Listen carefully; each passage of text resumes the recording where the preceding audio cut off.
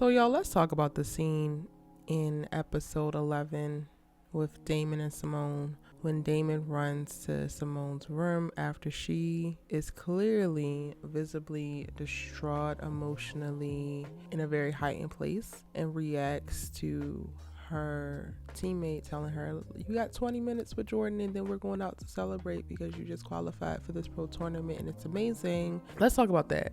But before I start, what's good? It's your guest, it's Erica Vane, coming to you right here on Erica Vane TV with another All-American Homecoming video. In this video, I am specifically doing a scene study on a moment in time in episode 11 of All-American Homecoming. And I want to explore the scene, but more specifically the dialogue between Damon and Simone when she basically pushes him further away.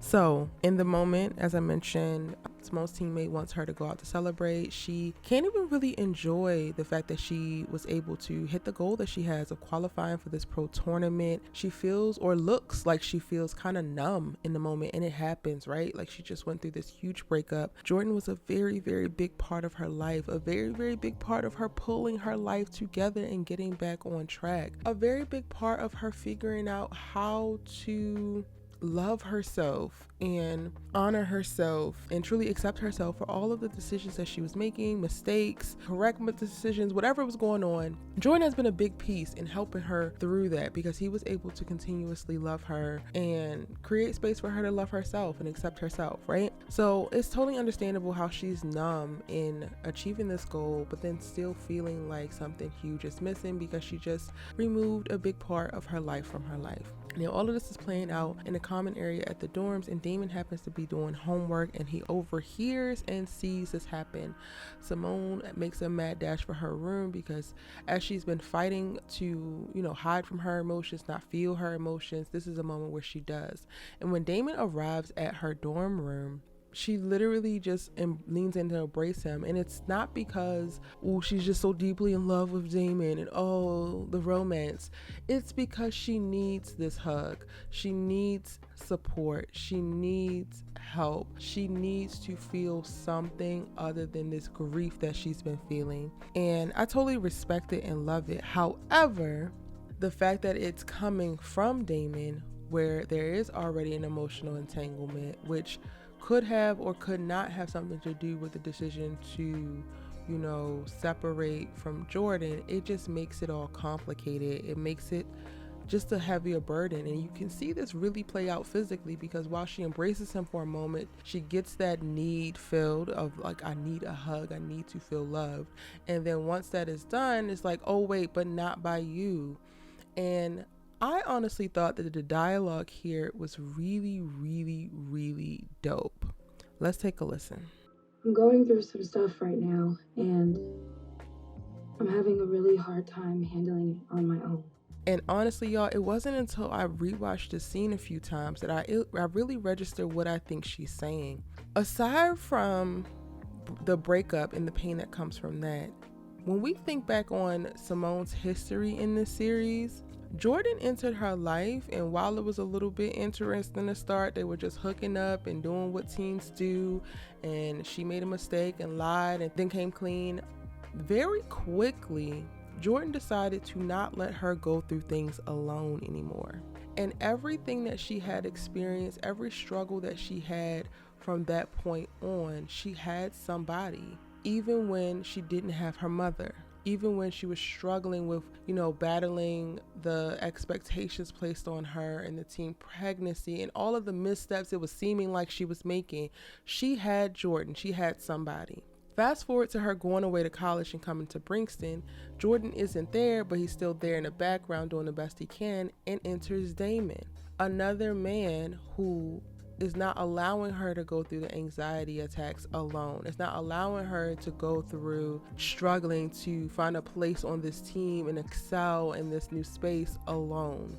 And I thought it was just so powerful listening to her say, this is my issue and I'm struggling with handling it by myself. But I also think that she's having a realization that to some extent she's going to have to start to deal with things on her own.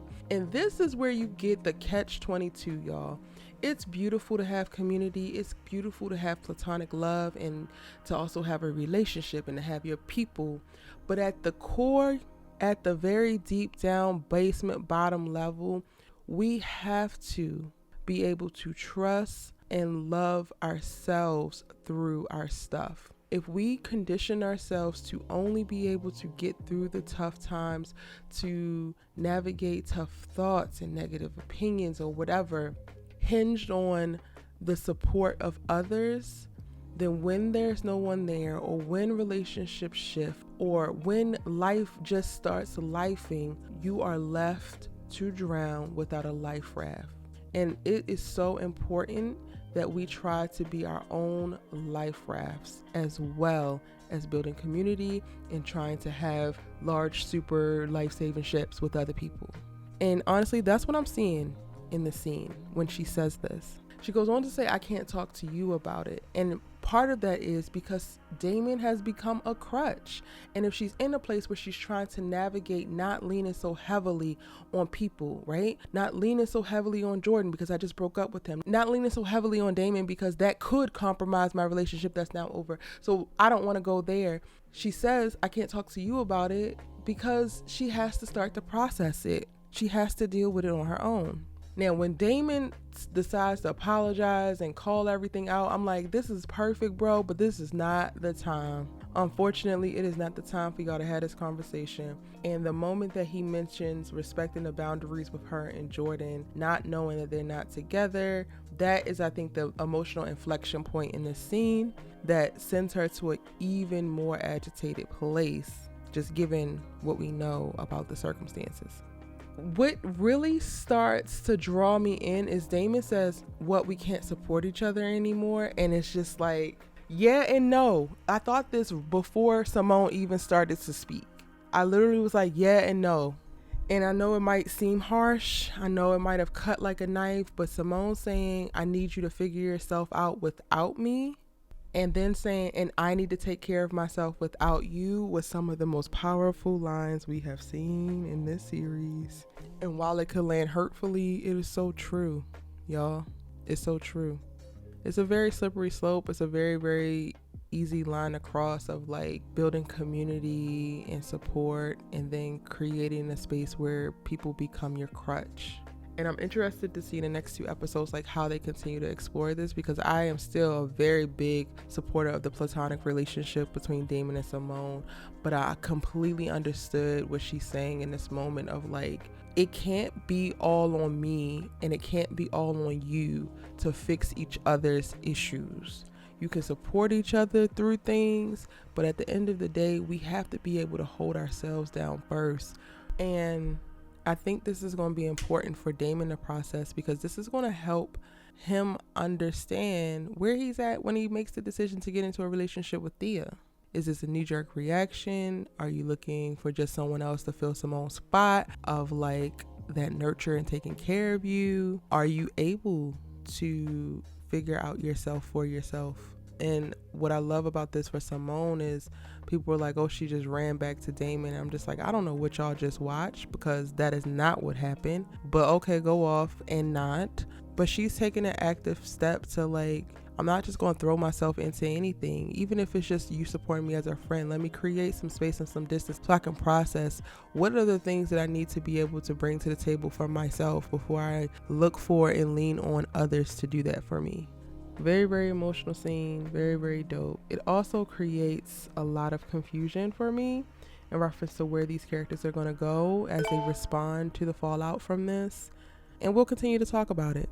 Let me know your thoughts on this scene in the comment section down below. If you haven't seen it already, I did do my episode 11 breakdown where I talk a little bit about Damon and Simone as well, and you don't want to miss it. It's a different conversation than what I had here. If you're new here, hit that subscribe button and turn on your bell notifications, and I'll see you in the next one. Bye.